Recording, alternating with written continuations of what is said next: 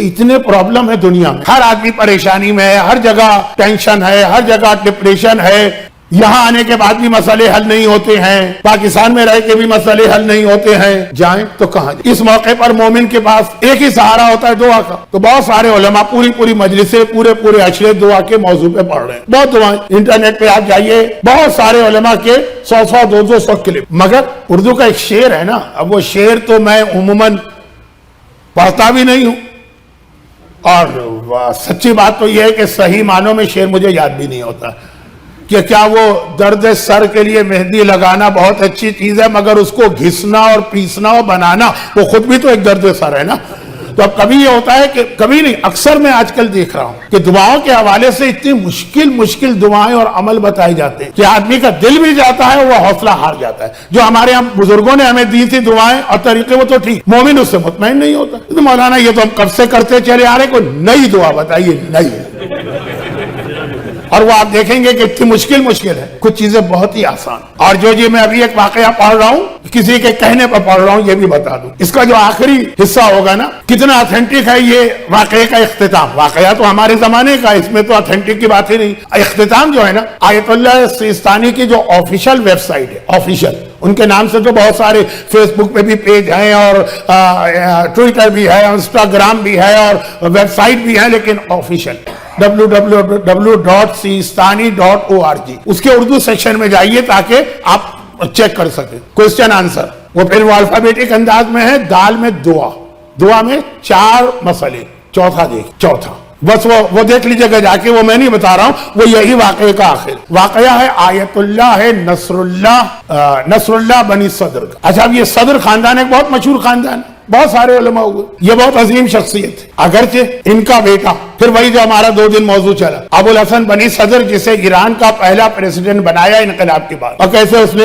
پیٹ پہ خنجر گھونپا اور غداری کر کے وہ پھر بھاگنا پڑا، پیرس چلا گیا، وہیں موت مارا. لیکن ان کے والد، اور وہ بھی اپنا یہ رنگ دکھانے سے پہلے بہت ہی دیندار گھرانے سے تعلق رکھنے والا ایک دیندار شخص تھا، لیکن اس کے والد آیت اللہ ہے سید نصر اللہ بنی صدر. اچھا، اب یہ سر آپ کی سمجھ میں نہیں آئے گا. ہمارے اس وقت کرنٹ جو مراجع ہیں، ان میں سے ایک بہت اہم نام ہے، مراجع عام عالم نہیں، حجت الاسلام لیول کے نہیں، آیت اللہ لیول کے نہیں، آیت اللہ العظمی لیول، ایک بہت اہم نام ہے شبیری زنجانی، جو کووڈ سے پہلے تقویم میں معصومہ کے روضے میں نماز جماعت کو لیڈ کرتے ہیں، اور بٹ کوائن کے جائز ہونے کا فتویٰ جو انہی کا ہے، جس پر دوسرے مراجع کے مقلد بھی عمل کر رہے ہیں احتیاط واجب کی بنا پر. بس میں کسی لفظ کو نہیں سمجھا رہا ہوں. یہ آغا شبیری زنجانی اپنی کتاب میں لکھتے ہیں. کیا لکھتے ہیں؟ وہ یہ لکھتے ہیں کہ امام خمینی کے داماد نے ان کو بتایا کہ جب امام خمینی نجف میں تھے تو ان کا طریقہ یہ تھا کہ روزانہ رات کو وہ اس حجرے میں جاتے تھے. اب ظاہر تو بہت سارے چلے گئے، لیکن آپ میں سے بھی ہر ایک زیارت کیے ہوئے. نجف میں مولا کے روضے کی آپ زیارت کریں تو جو مین انٹرنس ہے، وہ جو گولڈن گیٹ بنا ہوا، وہاں صرف مردوں کو جانے دیتے ہیں، لیڈیز کا انٹرنس دوسری طرف سے. لیکن اسی میں رائٹ سائڈ علامہ ہلی کی قبر کے برابر ایک چھوٹا سا حجرہ ہے، اور اس حجرے کے اندر ایک ایسی قبر ہے جس کی وجہ سے وہاں تک لیڈیز کو آنے دیتے، ورنہ وہ ایریا لیڈیز کے لیے ممنوع، وہی حجاب کی وجہ سے. کون سا ایریا؟ جہاں پہ وہ مین گیٹ ہے، وہ گولڈن گیٹ، یہ مولا کی پائتی پڑتا. وہ چھوٹا سا حجرہ، ہر رات امام خمینی مغربین کی نماز مولا کے حرم میں پڑھ کر اس حجرے میں جاتے ہیں. وہاں 3 قبریں تھیں، ابھی 2 نظر آتی ہیں لیکن 3. ایک تو شیخ محمد حسین اصفہانی کمپائنی، کیا عظیم شخصیت ہے، کتنے مراجع کے استاد ہیں، ادھر ذرا سا بھی ذکر نہیں کرتا ورنہ موضوع کہیں کا کہیں ہوگا. دوسری قبر جس کی وجہ سے خواتین کے لیے وہاں پہ اجازت ہے، ورنہ وہ خالی جینٹس کا سیکشن ہے، وہ ہے امام خمینی کے بڑے بیٹے مصطفیٰ خمینی کی، جنہیں صدام نے زہر دے کے نجف میں ہی شہید کیا. دوسری اور تیسری قبر ہے انہی، آیت اللہ نصر اللہ بنی صدر. اب امام خمینی کے داماد خود ایک مرجع آغا شبیری زنجانی اس طرح بتا رہے ہیں کہ ان کی کتاب میں واقعہ لکھا ہوا ہے کہ روزانہ وہاں جاتے ہیں، روزانہ ڈیلی، اور تینوں قبروں الگ الگ سورہ فاتحہ اور 3 مرتبہ قل واللہ، تینوں قبروں پر ان کا برابر سے یہ طریقہ رہا. بیٹے کی خبر تو سمجھ میں آتی ہے، لیکن یہ آیت اللہ نصر اللہ بنی صدر اتنی بڑی شخصیت تھے. اب میں اس سے زیادہ کہنا نہیں چاہتا. ان کا ایک بہت مشہور واقعہ، ہمدان میں رہتے تھے، یہ ریسنٹ ہے، 1973 میں ان کا انتقال ہوا، بہت پرانی شخصیت نہیں. ہمدان میں تھے اور اس اعتبار سے بہت مشہور تھے کہ یہ ہر مومن، ہر مومنہ، ہر پریشان حال کی مدد کے لیے تیار ہوتے. وہ شاہ کا زمانہ تھا، لیکن ایسی ان کی پرسنالٹیز یہ دبنگ قسم کی کہ زبردستی جا کے وہ کام کروا لیتے تھے کسی مومن و مومنہ کی مدد کی.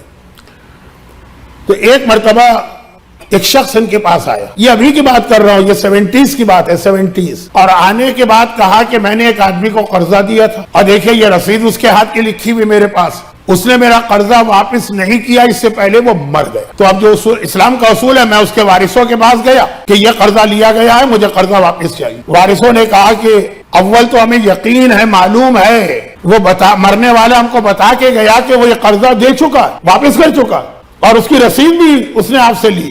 اور پھر یہ کہ آپ ہماری حالت بھی دیکھیں، فاقے ہیں ہمارے گھروں. اب وہ آدمی وہ کہتا ہے آیت اللہ نصر اللہ بنی صدر سے کہ میرا پیسہ تو مارا گیا. دیکھیے رسیدیں میرے پاس اس آدمی. جب میں اس کی بیوہ سے کہتا ہوں کہ اگر تمہارے پاس رسید ہے تو رسید دکھاؤ، وہ کہتی ہے وہ تو کھو گئی، یا پتہ نہیں میرے شوہر نے کہاں رکھی، مجھے دکھائی تھی کہ دیکھو میں پیسے واپس کر کے جا رہا ہوں، لیکن اب پتہ نہیں کہاں. اب انہوں نے کہا شرعی تو گواہی وہ مرنے والے کی رسید موجود ہے کہ میں نے اتنے ہزار اس سے لی. چنانچہ میں اس وقت جو وہاں کا جج تھا یا جو بھی کمشنر جو بھی ہوگا، نام ہے اس کا عبد الکریم لواسانی، اس کے پاس گئے. وہ ان کی شخصیت کو تو جانتا ہے نا، احترام میں کھڑا ہو گیا. کہا کہ یہ کیس لے کر آیا ہوں، اس کا فیصلہ کرو. کیا فیصلہ کرو؟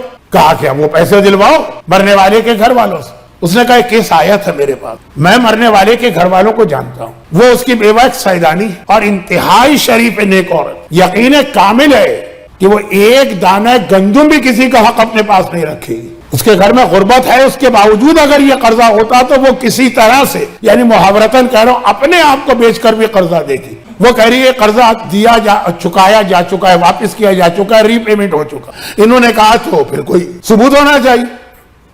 کہا وہ یہ کہہ رہی ہے کہ رسید جو تھی وہ میرے شوہر نے مجھے دکھائی تھی مرنے سے پہلے، اور وہ پھر کہیں رکھی تھی، نہیں مل رہی. ایسے واقعات تو بہت ہوتے ہیں. مجھے یقین کامل ہے اس سیدانی کی سچائی. تو جب مجھے یقین کامل ہے میں تو اس کے خلاف فیصلہ نہیں کروں گا، چاہے یہ آدمی رسید دکھاتا رہے. جب میرا ٹرانسفر ہو جائے گا کوئی اور میری جگہ پہ آئے گا، پھر آپ جانے اور وہ جانے. اور یہ کہہ کر پھر بڑے احترام کے ساتھ ان کو رخصت کر دیا کہ مجھ سے تو آپ کوئی توقع نہیں کرے. ایک مومنہ، ایک سیدانی، ایک بیوہ، ایک انتہائی نیک خاتون. خیر چند دن گزرے، وہی جو جج ہے یا جو بھی عبد الکریم لواسانی وہ ان کے پاس آئے اور کہا کہ اٹھیں آپ میرے ساتھ چلیں. اور وہ آدمی جو کیس لے کر آیا تھا، چلیں ہم دونوں مل کے اس کے منہ پہ تھوکیں. اچھا اب یہ منہ پہ تھوکنا عراق ایران کے کلچر میں ایک عام سی بات ہے اور یہ توہین کی نشانی ہوتی ہے. ایک عام سی بات ہے. آپ عراق میں بھی دیکھیں گے کہ ذرا لڑائی جھگڑا ہوا، غصہ آ گیا، تھوک دیا. عرب میں بھی یہ بہت رائج. ہمارے یہاں تو پھر بھی انڈیا پاکستان کے اندر جھگڑے کی حالت میں بھی ایک احترام ہوتا تھا. اب یہ جو نئی نسل آ رہی ہے، خیر تھوکنے کا مسئلہ تو کہیں نہیں رہے گا. کہا چلے. کہا کیوں چلوں بھائی، کیوں تھوکوں؟ کہا دیکھیے اس بیوہ نے یہ رسید لا کے دے دی، اس آدمی کو پیسے مل گئے تھے، اس نے لکھ کر دستخط کر کے باقاعدہ پیپر تیار کر کے مرنے والے کو دیا. اور پھر کتنی بڑی تہمت اور الزام لگایا. اور خالی تہمت اور الزام نہیں، اس سیدانی کی کتنی توہین کرتا تھا. روزانہ محلے میں اس کا رہنا مشکل ہو گیا تھا، اور صبح و شام اس کے دروازے پہ جاتا تھا. پاکستان میں حال ہی میں ایک آدھ کیس ہوا ہے کہ سوسائڈ کر لی ایک آدمی نے اسی وجہ سے. جو قرضہ واپس مانگنے آتے ہیں یہ تو پھر بھی ایک گھر میں بیٹھنے والی انتہائی شریف سیدانی. کہا لیکن یہ رسید ملی کیسے؟ کہ چلیں ہم دونوں چل کے اس سے پوچھتے ہیں. اس نے رسید لا کے پیش کی تو میں تو پہلے ہی اس کے حق میں تھا. اب یہ رسید دیکھنے کے بعد تو کوئی سوال ہی نہیں پیدا. تو چلے گئے وہاں. سیدانی بیوہ انتہائی متقی اور پرہیزگار. اس نے کہا کہ جب وہ قرضہ دینے والا کسی طرح نہیں مانتا، روزانہ صبح و شام آتا، چھوٹے چھوٹے میرے یتیم بچے، انہیں بھی پریشان کرتا، مجھے بھی باتیں سناتا. محلے میں ایک عزت ہے، ایک آبرو ہے ہماری، لیکن وہ کسی بات کا خیال کیے بغیر. تو آخر ایک دن میں نے سوچا کہ اب تو معاملہ میرے ہاتھ سے تو نکل گیا. میں نے شہزادی کونین سے توسل اختیار. ایک دعا ہے جو میں نے کہا آیت اللہ سیستانی کی ویب سائٹ پہ جائیے گا آج ہی، اردو والے سیکشن میں سوال جواب مینیو میں نظر آئے گا، کلک کیجئے گا. الفابیٹ آ جائیں گے, دال سے دعا دیکھیے گا, چوتھی دعا اس میں وہ لکھتے ہیں, وہ تو چھوڑیں, وہ یہی چیز لکھتے ہیں. میں نے صرف ایک جملہ, یا مولاتی یا فاطمہ تو اغیثینی, اے میری سردار, اے شہزادی کونین, میری مدد کو آئیے. یہ بہت اہم عمل ہے. پورا جو عمل ہے جس میں 510 مرتبہ کہا جاتا وہ تو آپ پڑھ لیجئے گا ویب سائٹ پہ جا کے, لیکن اس نے کوئی لمبا چوڑا عمل نہیں کی, مختصر صرف ایک جملہ. شاید 110 مرتبہ کہا ہو, یہ میں نے کسی سے اور سے سنا, کیونکہ 110 میرے مولا علی کے نام کے عدد ہے, تو وہاں علی کے نام کا عدد ہوگا, فاطمہ زہرا کا اس میں گرامی ہوگا. یہ دونوں مل کر اتنی طاقتور دعا بنیں گے کہ جب میں نے جس رات کو یہ استغاثہ کی, اسی رات کو میرا شوہر میرے خواب میں, اور میں نے اس سے فریاد کی کہ تم تو دنیا سے چلے گئے, لیکن دیکھو تمہارے بعد ہم پہ کیا گزر رہی, ہمیں گھر کی چیزیں بیچ کے گزارا کرنا پڑ رہا, گھر کی چیزیں بک رہی. اور اس حالت میں وہ ہزاروں کا ایک اماؤنٹ لے کر آ گیا کہ اس کا ری پیمنٹ کرو. وہ رسید کہاں گئی؟ کہا کہ ہاں اچانک موت آ گئی تو میں تمہیں نہیں بتا سکا, وہ میری لائبریری میں تھی.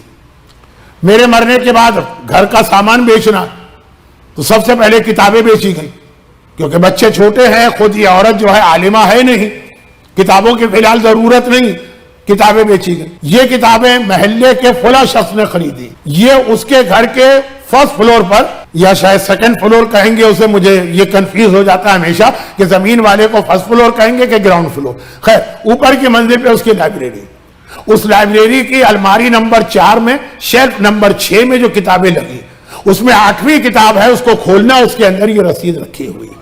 میری آنکھ کھلی, صبح ہوتے ہی میں نے اس شخص سے رابطہ کیا کہ میں نے کتابیں بیچی, اس میں ایک بہت قیمتی کاغذ ہے, صرف کتاب تمہارے سامنے کھول کے دیکھوں گی. اس نے کہا جاؤ. میں گئی, وہی لائبریری الماری نمبر 4, وہی شیلف نمبر 7 مثلا, وہی بک نمبر 8 کھولا, اور یہ پرچہ رکھا تھا, یہ میں نے پھر یہاں پہنچا دیا. فقط فاطمہ کا نام لینے سے. کائنات کی سب سے اسٹرانگ دعا ہے فاطمہ کا نام. ہمیں اور آپ کو اسلام کی طاقت کا اندازہ نہیں ہے, اسی لیے اکثر میں ایک جملہ کہتا ہوں جس کو اب آج نہیں سمجھا رہا ہوں کیونکہ وقت نہیں.